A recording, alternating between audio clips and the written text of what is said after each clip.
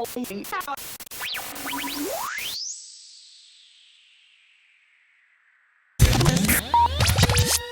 welcome everybody to Equality Podcast, Season 1, Episode 5. Our guest today, Paul Soave, coming at us from the great UK. Paul, where are you at these days? I'm in Scotland, sunny Scotland today. And in terms of where I am employment-wise, I'm in between roles. I've finished my fixed-term contract with First Group at the beginning of April, and that was part of an organisational transformation project. So is Scotland still part of the UK? At the moment, at the time of recording, yes. All right. That will probably change quite soon. I won't look at that moments, but by the accent, I couldn't tell where you were from. So I'm glad that was put out into the world. People would always find me in a dark room. All right. Well, we're so glad to have you today on Equality Podcast, and we're going to talk a little bit about creating a continuous improvement environment. So tell me more about that, Paul.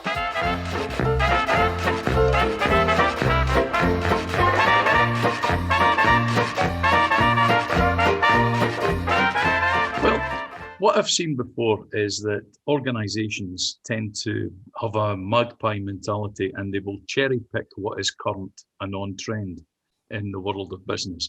And just because a competitor is perhaps undergoing a similar sort of project, they will feel that they have to jump in and implement the same just to keep a pace. And the unfortunate aspect of continuous improvement is it's all in or not in at all. There really is no half measure, and it's not like a winter coat that you can put on for a few months and then hang it back in the closet. It's something that is very much ingrained within that culture of the organization and has to be supported from the top and to the frontline troops as well. So it is definitely something which has to change and appeal to the hearts and minds of all within that organization. Okay, wow. So that's a lot to chew on. So let me recap. First, we're observing a trend where companies maybe say that they want continuous improvement because it's sort of a fad. Yes.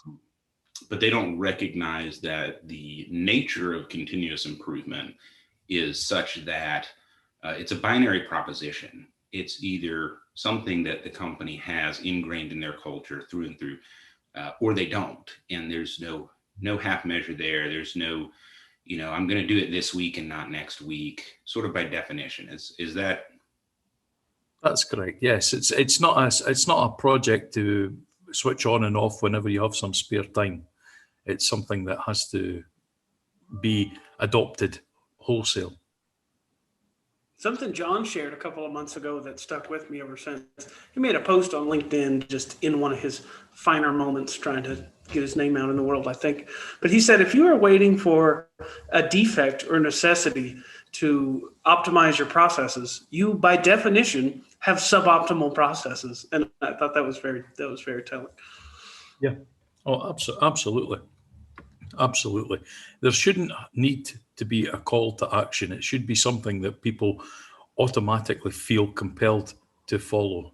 Yeah. And I think, that little tangent kind of highlights the difference between a continuous improvement culture and just a culture that's good at solving problems, right? I've worked with plenty of companies that had some really talented, intelligent, skilled people.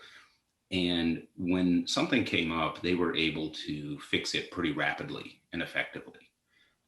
That's not the same thing as a proactive continuous improvement culture that is always trying to make the processes better and more efficient instead of waiting for something to break to take action. Yes. Absolutely. You're spot on there, John. I have encountered similar negativity, and whenever someone approaches me and says, well, if it isn't broken, why are we trying to fix it? And I always say, well, just because it's working doesn't mean we can't make it run better. I even used the analogy of their own personal motor vehicle. I said, you put your vehicle in for a service. I said, you don't wait until it's broken down and it's on the back of a tow truck. I said, that the reason in there is because you're looking for it to be at the optimal level. You don't want to wait until there's a failure. So yes, absolutely. Yeah, and to extend that analogy a little bit, business is sometimes like, an automobile race, like Formula One. Mm-hmm. Not only are you doing preventive maintenance, but the other team is making their car faster. And you have to make your car faster too. You don't wait until you lose to make it faster, and you don't wait until it breaks to do your preventive maintenance. In a similar fashion, continuous improvement cultures in business understand, there's a race going on, Yes. and we have an obligation to get better and better. There's competition, right? Uh-huh. Yeah. What I believe causes a lot of the conflict within organizations comes down to their financial accounting period, whereas companies and organizations in the Far East, where continuous improvement and lean have really been adopted and become the industry standard, they will take a longer term view on payback and investment, and they will be willing to forsake profit in the short term for that long term growth. Whereas in the West, it tends to fall into the shareholder cycle of the 6-month, 12-month cycle, whereby they're always compelled to deliver a return on that investment, and that then stunts the opportunity for longer term views to be made, because it can impact and affect that immediate future.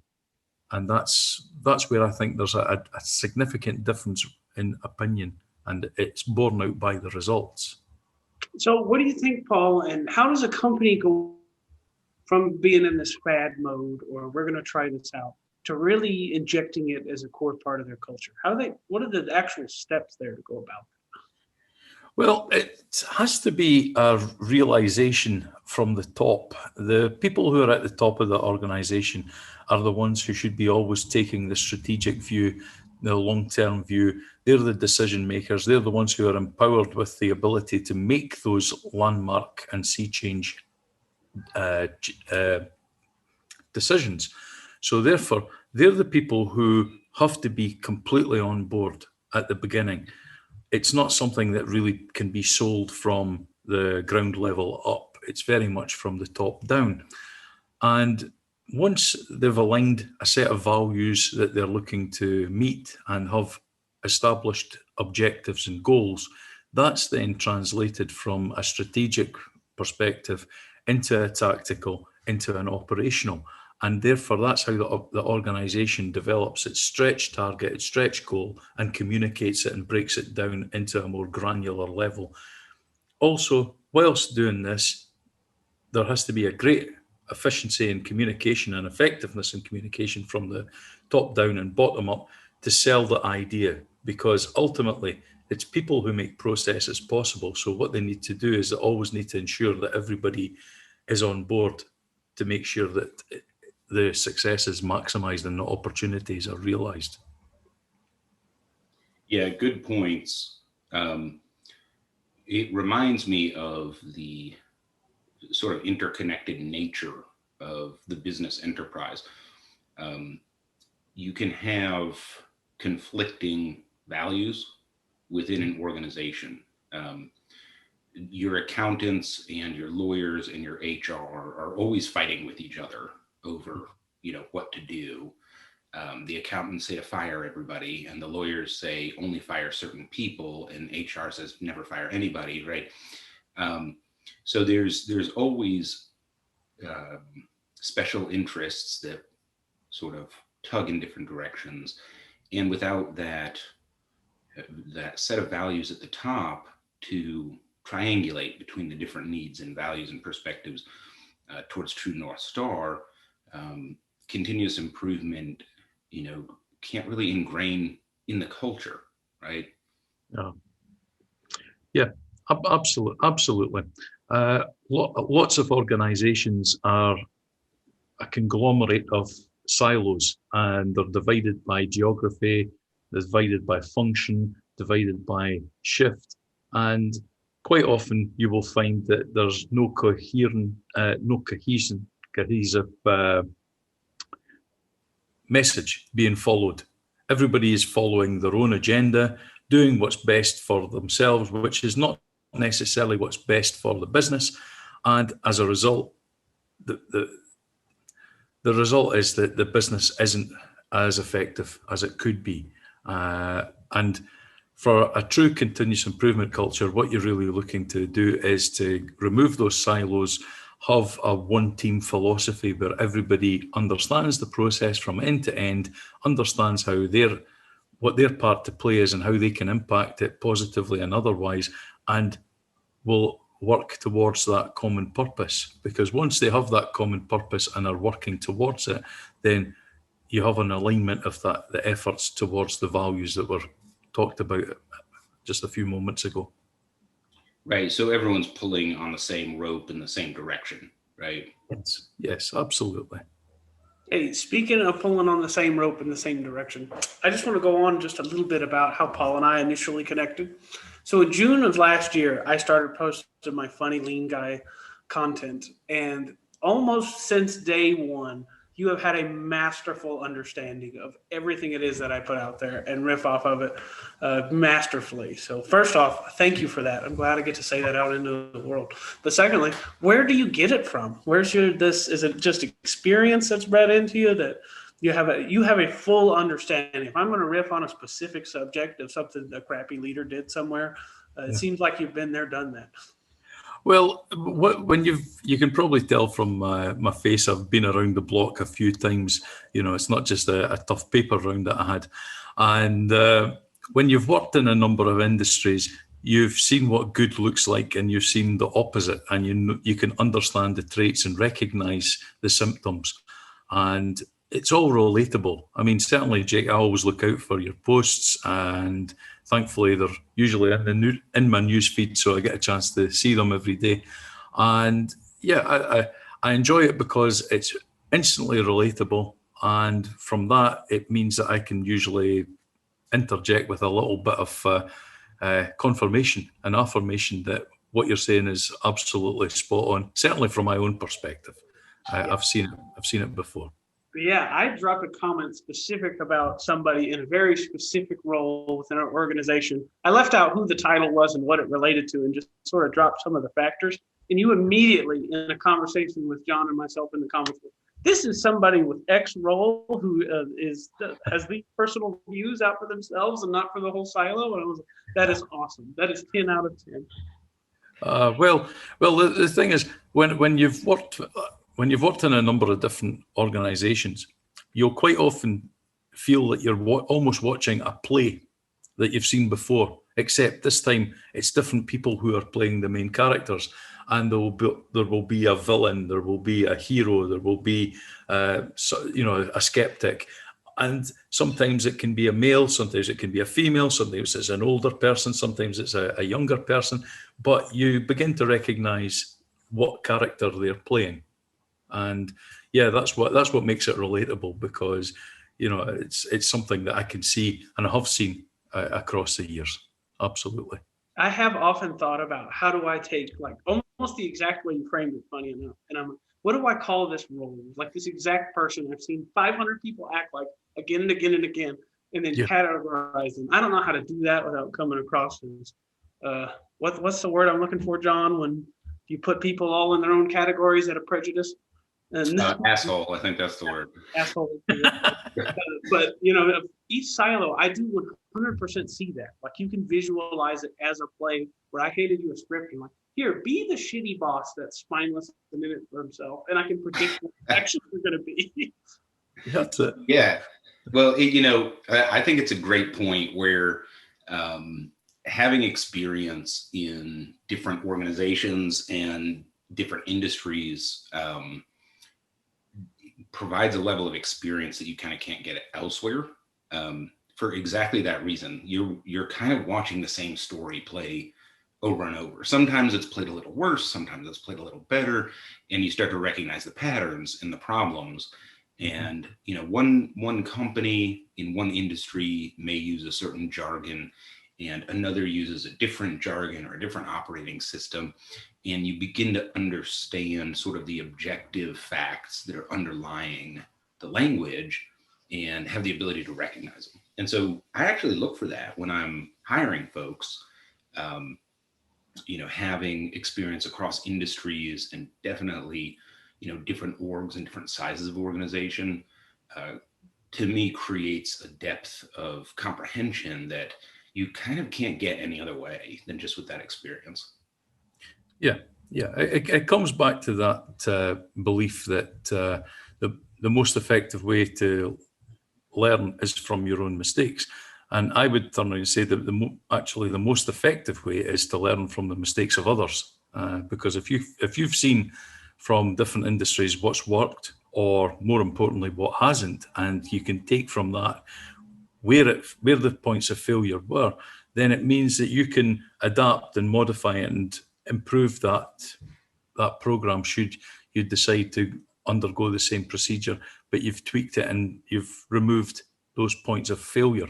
So from that perspective, you've learned it's an evolving process, and that way then again it's not a one size fits all. It's a case of making it bespoke and relevant to each organization. So just to riff on that experience a little bit, why don't you tell us and the world a little bit about roles you've done in the past and things you've done to sort of inject that continuous improvement culture? Yeah, well, I mean, I've worked in newspaper distribution back in the days when people used to actually buy a newspaper and not just look at a screen. I've worked for Ford Motor Company in customer services, and then I worked for a small Dundee business in terms of Kaizen and business development. Then it was my biggest career challenge being a stay-at-home parent to 4 children. They were my continuous improvement projects, still are, very much work in progress.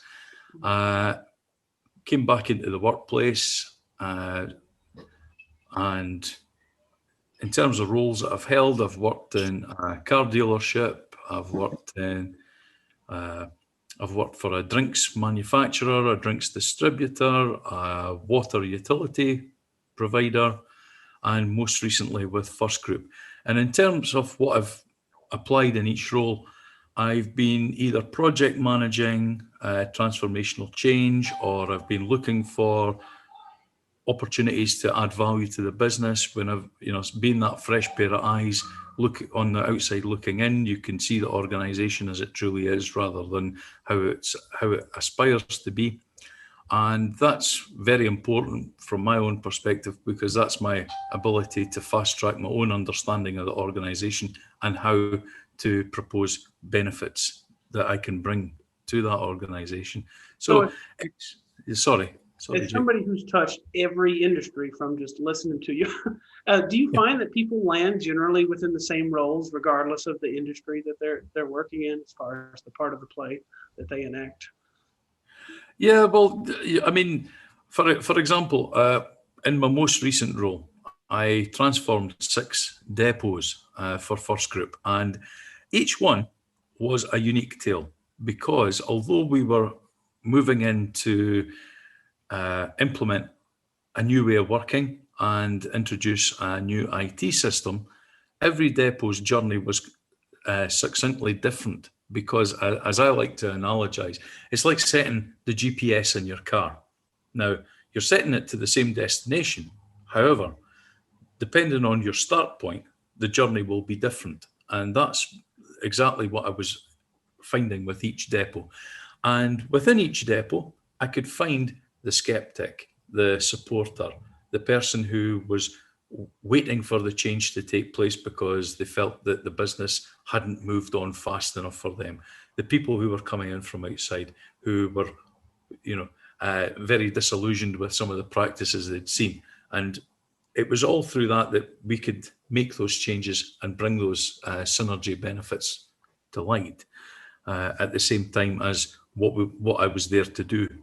So I made sure that the change was as meaningful for them as possible, because that helps with the sustainability of that change. John did write in an article recently. He said, the number one thing you want to do if you want traction in a leadership role is to come to terms with where you are now. And I constantly repeat that. And in non-public forums, I take that as my own. So sorry about that, John. But I'm like that, how telling that regardless, if it's a low trust environment, if it's a low performance environment, you have completely different vectors for how you move forward. But coming to terms with how you got where you are is ultimately always how you move forward. Yeah, exactly. Organizations are like people. They can be authors of their own misfortune. And wherever we are, it's because of decisions we have made in the past, whether deliberate decisions or just through abdicating that responsibility. And ultimately, where we are is the start point. Now, organizations can quite often not be brutally honest. No, you had a little one behind you. Yes, no doubt coming in to ask if they can get a biscuit. But anyway, organisations can quite often not be as honest with themselves as what they really need to be, mainly because organisations will always try to make safe choices. They will never try to say anything that's unpopular, and therefore they don't let those who are, as they would put it, in the ivory tower, know how the business is perhaps failing. And it's you need that honesty, because without the honesty, without being able to say definitively this is where we are, then there won't be the traction that you need, because the organization will be in denial about how much it needs to change. The biggest turnarounds that you've seen in the business world have only ever really occurred when it wasn't possible to ignore the elephant in the room. And quite often that means that there's been a missed opportunity at every stage until that point, where it's more an act of desperation rather than any deliberately planned exercise to improve the business. Yeah, so let me run with that for a little bit. So nice biscuit, Jake. So we have this desire to implement a continuous improvement attitude in our business, and it has to be cultural. It's baked in, and culture can be defined as the collection of everything that we say and do every day. And a barrier to continuous improvement is not being able to be honest about the state of the business and the feeling of the business. And a barrier to that barrier, or what creates that barrier, this lack of honesty, can be as simple as judgmentalism and punishment. So if we're talking about changing culture, that was a really long sort of road we just went down. But if the end goal is continuous improvement, and that has to be a culture, and we currently have a culture where people can be punished for being honest, or the company's mood and zeitgeist is to berate or judge, then you can't get to continuous improvement. The first hurdle you have to get over is, we've created a culture, the actions, the words, the things we say and do every day, right? We judge outcomes that aren't exactly what we want. And so we hide them and we wallpaper over them, right? Yeah. Jake, not that you or I have any experience working for an organization like that. I've only worked for Fortune 1 companies where everybody was the exact opposite of toxic.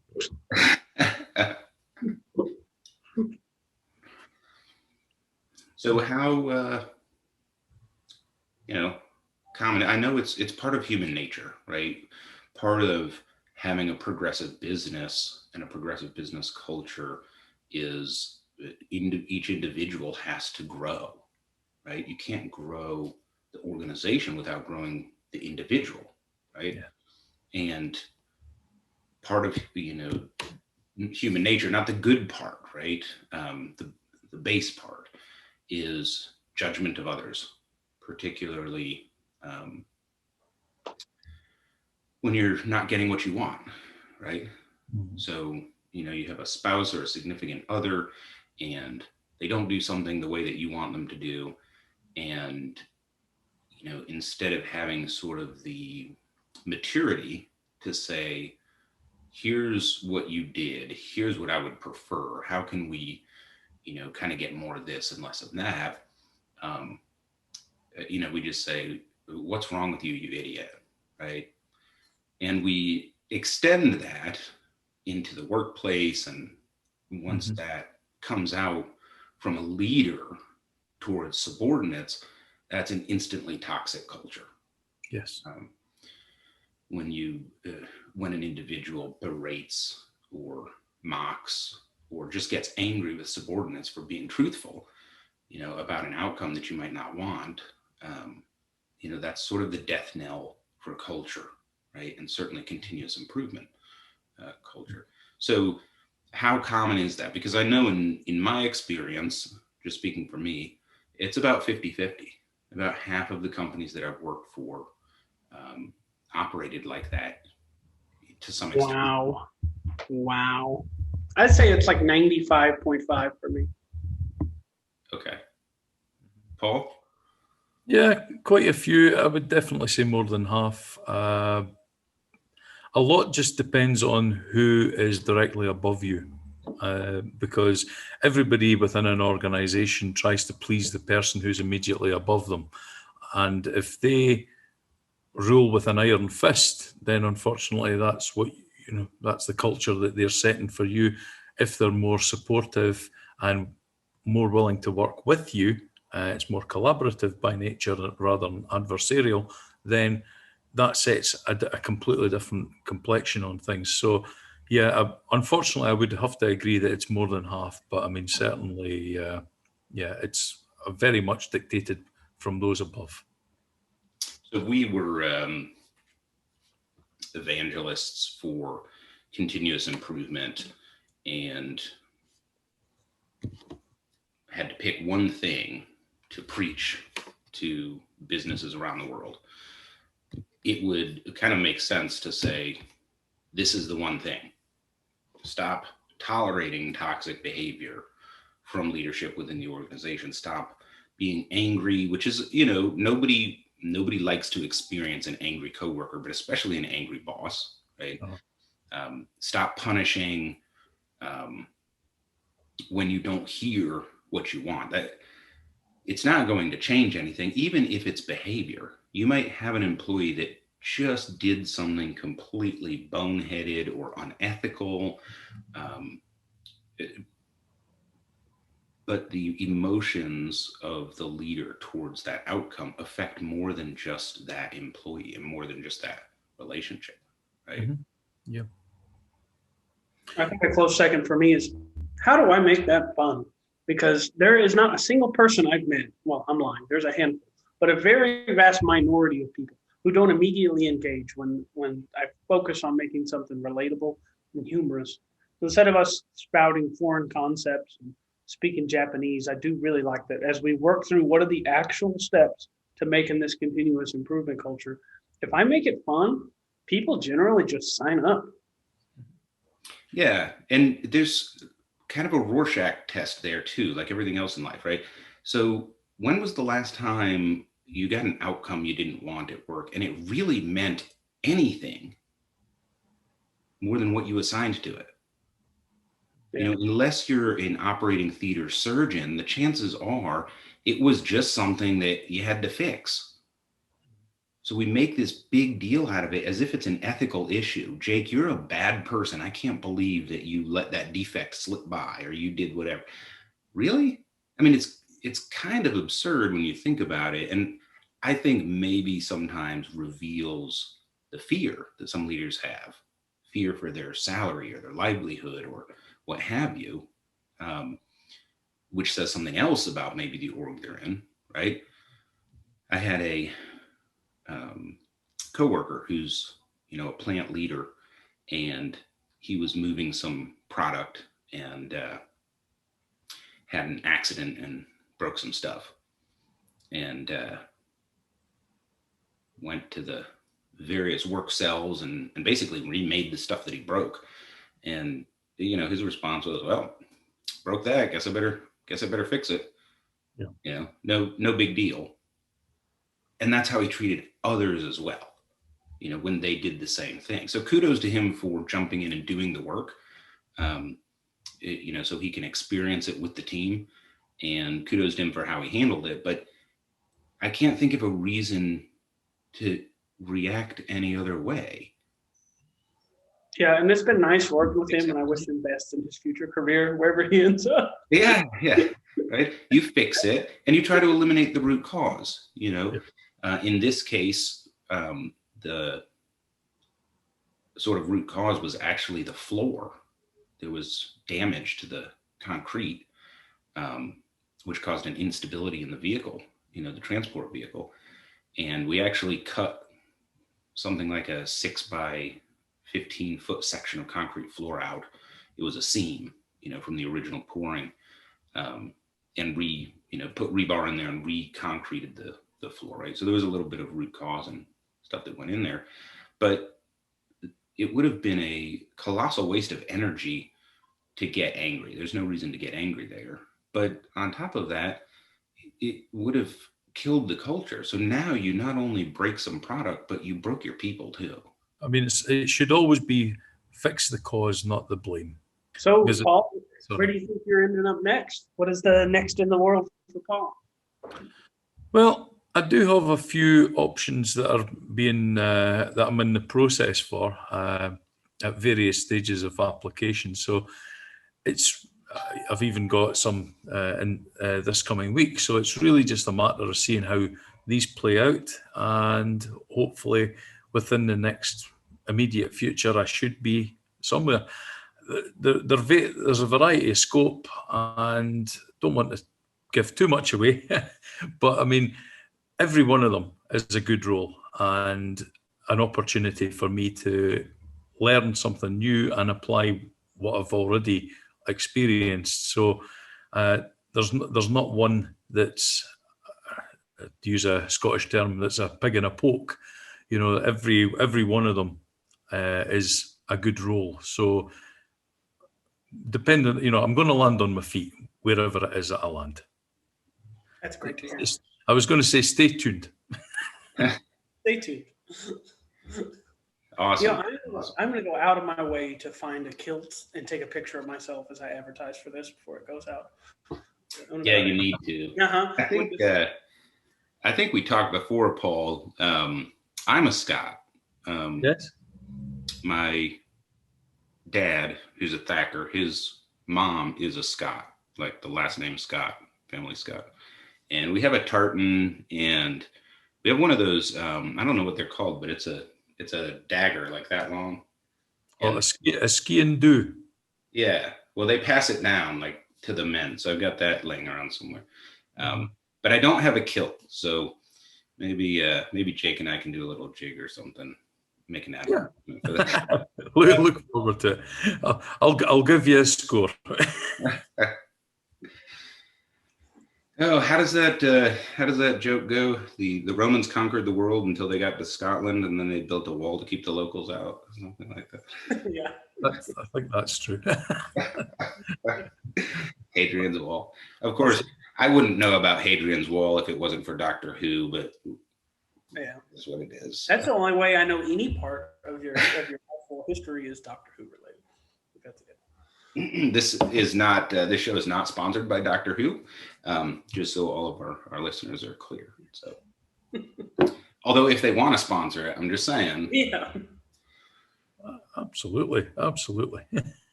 that's really fantastic. So continuous improvement, which Paul, you've exhibited a really, I think, insightful grasp of online, which is one of the reasons we wanted to have the call with you today. And some organization is going to be, quite lucky to have you on board to help them in their journey. Thank you. But it's culture, and we have this conversation kind of frequently, and more frequently now that we have a podcast. And it always comes down to culture, and everything else we talk about, whether it's a tool or a program or a process, is all contingent on the culture. So if you had a stump or a soapbox, which I'm giving you right now, to talk to business leaders about continuous improvement in culture, what encouragement would you give them? True change comes from within. It's engineered in. It's not something that's bolted on. It's something that optimizes every single person within that organization and aligns their efforts towards the goal of improving and optimizing that business throughout best practice. And it's no more complicated than that, in essence. The delivery can be a little bit different, mainly because some organizations are structured differently. Some are very hierarchical and top heavy. But I mean, certainly there should be effective communication throughout, two-way communication, of course. And that in itself, businesses would be surprised how many talented people they have within their organization who would only be too willing to help out. And that's, again, stems from the change from within.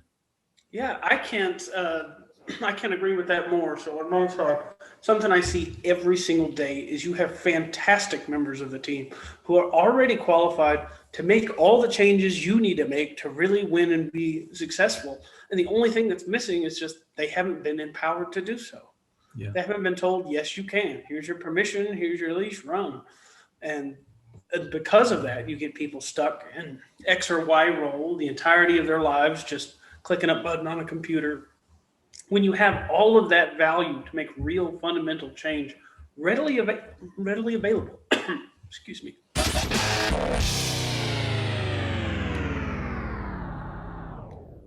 We are now experiencing. I don't know. It's Zoom's being weird. To back up a second, we've been both disconnected from a free Zoom and then unrecorded for Lord knows what reason. So great job, John. If you need a good engineer, I do know a guy. He's in Scotland. World champion podcast guy right here. So Yeah. So what I was saying was, if you're going to start on some sort of large scale culture change, I feel that, particular to my industry, probably others, I've been in a warehouse my whole life, that place is with the frontline leadership. Whoever the first supervisor is that is in control of all of the people doing the work, that's who they report to, focusing on that person's growth, development, leadership style, acceptable and unacceptable behaviors is the core of what gets you all of the other outcomes you could ever want. Yes. My 2 cents. Been great. Absolutely. They're the ones who are closest to the gemba. Yeah. And they're the ones that everybody's whole perception of the company is just centered around that guy's behavior or lady, but that person's behavior is that's their whole perception of what the company actually is. Yeah, that's very true. I would add to that, I think when we see companies improve, see real improvement, and we see how it comes from Gemba and comes from the people doing the work, I've often found myself just wondering, why the hell isn't the president paying attention to and spending time with what actually creates value for the company? And some companies are good at this, some not so much, but how can you be the president of an automobile company, for example, and you're not on the factory floor? More than not, this is what you do for a business. This is how you make money. Now, granted, today, at least for General Motors and Ford Motor Company, the majority of their revenue actually comes from loaning money, not from producing and selling automobiles. So that might have an effect there. But ignore the example. The sort of point we're trying to get at is you create value a certain specific way, and there's these layers of abstraction between the actual value creation process and the people that are creating true value for the company and the people making the decisions. So you're a CEO and you're seeing a PowerPoint about a PowerPoint that somebody saw from somebody else in the company who read something online and came up with another PowerPoint, informed by an email, and looking at statistical trends even, and you're not even engaged with the people. So if you look at, I'm going to go ahead and pick on Amazon because they're Satan. Sorry, YouTube, don't deplatform us for that.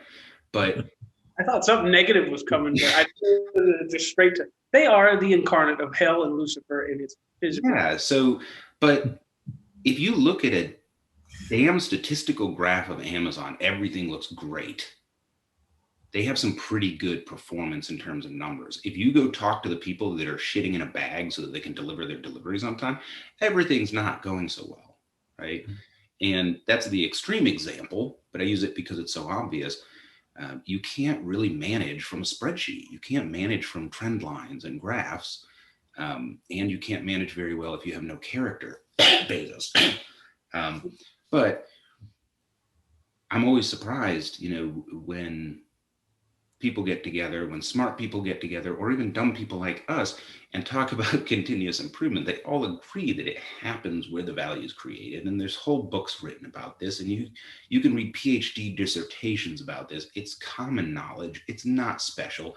We're not coming up with something new, but you still have a whole squad of leaders that don't spend time where the value is created.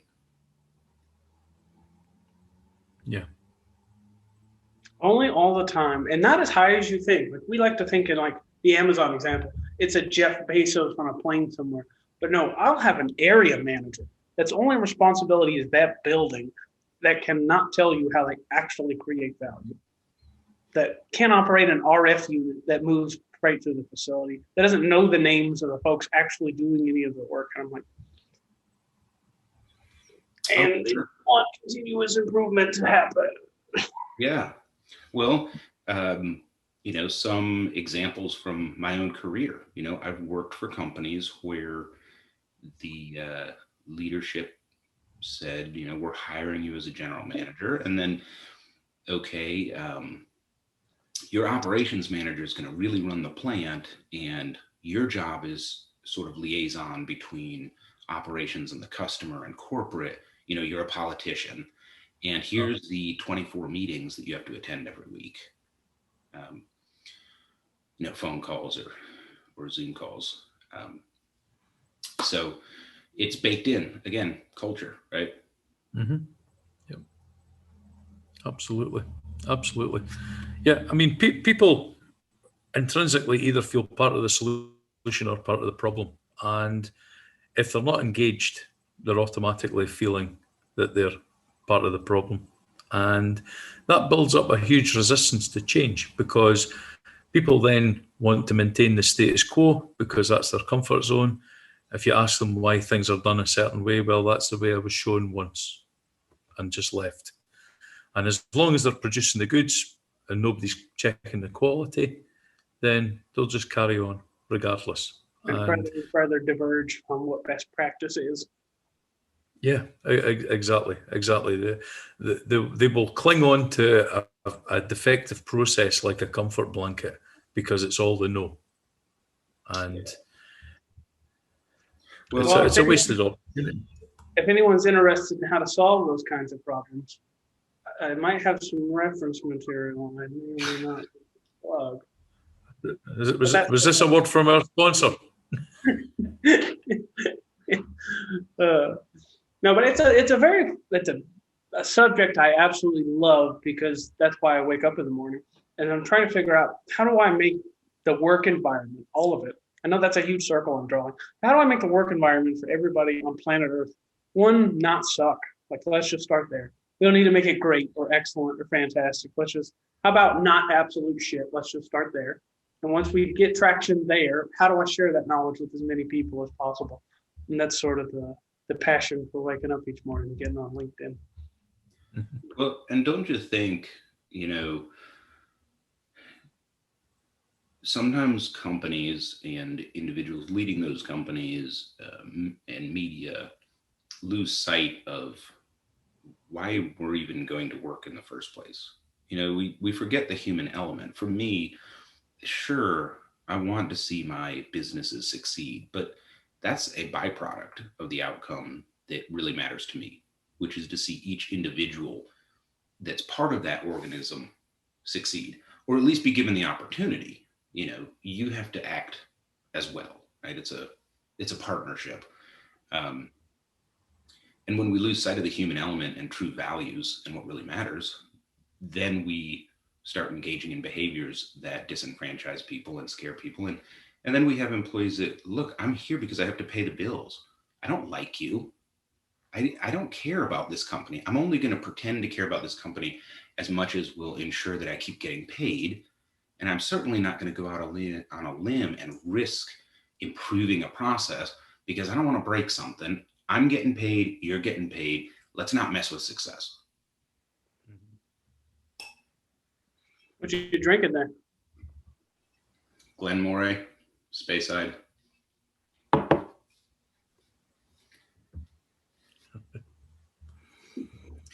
I'd roast him about the hat, but I saved that for when the recording's done. Well, I don't know. I have such a handsome haircut.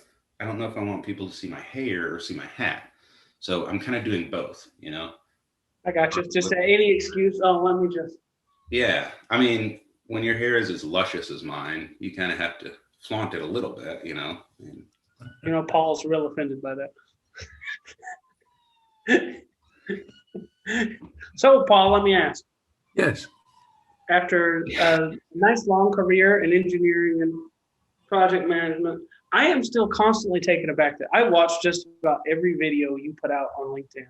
Absolutely love it. The content's very engaging. You articulate your opinion very well in a mostly serious manner. Okay, you're not usually joking about X and Y, but you so masterfully get what I put out there. John is the only other human being on this planet that gets it to the level of competency I see out of you each and every day. And are we going to see some more of that content come up as we roll into the future? Oh yeah. Oh, absolutely, absolutely.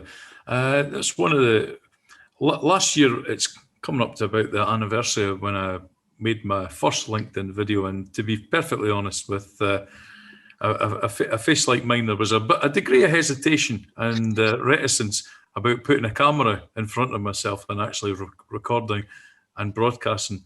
But at the end of the day, it's a great opportunity. I would always say to anybody and everybody, the first one is always the toughest, but once you've done it, then it can only get better. Well, hopefully, in my case, it's gotten better. But from the perspective of the videos, I enjoy making them. Anybody who's seen them will know that it's unscripted, painfully so at times. However, I do always try and bring the subject to life, try and put it into everyday language. I don't like to use jargonese because I feel it disengages with a lot of people. They switch off automatically. I want it to be relatable, something that people can empathize with, and use an analogy here or there where people can say, yeah, I've seen that happen. Although I work in a service industry, I've seen that happen. Or, it's all about being relatable, I think. If you're relatable, you're relevant. And if you're not, then you aren't. There's nobody. So if I go and filter by location on LinkedIn, I probably have 1,000 connections that are in the UK. There is nobody else I interact with as much. So you're definitely on to something there where I can affect the whole world with just being myself, putting my feelings out there, and here's what I know about how to actually change X, Y, and Z.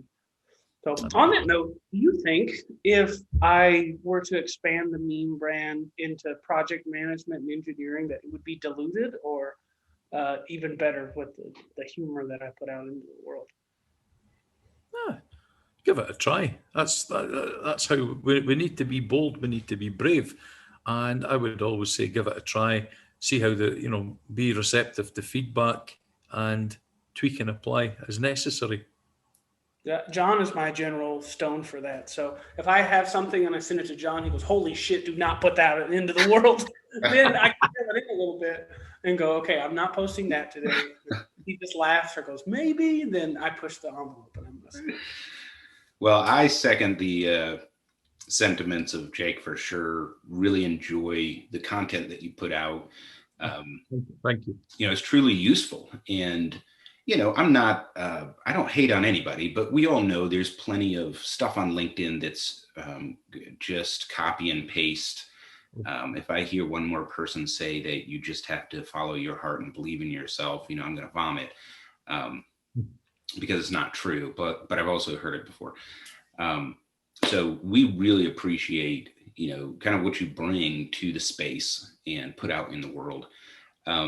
We are coming up on our time limit. So Paul, is there anything else that you'd like to share with the audience before we sign off?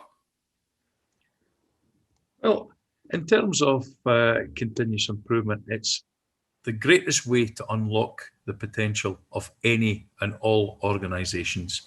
It's the source of competitive advantage, which is often overlooked, the best way to add value. And if you don't try it, you'll never know what you're missing out on. Fantastic. Good word. So where can people connect with you, Paul?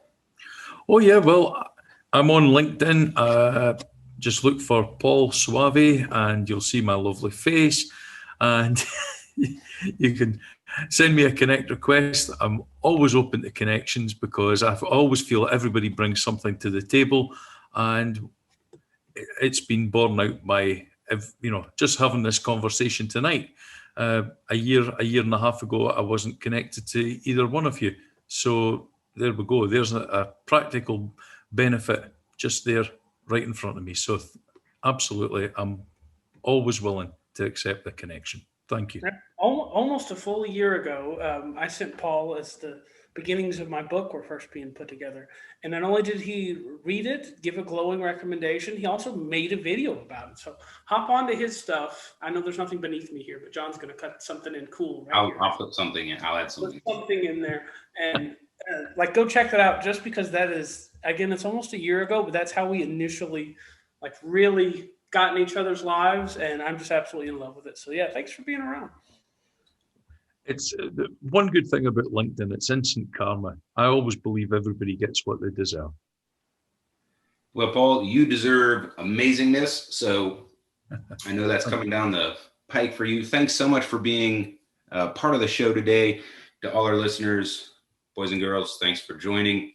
Have a great week. And thanks for listening to Equality Podcast. Bye. Have a great one. Jake hates our listeners. He's not going to say anything.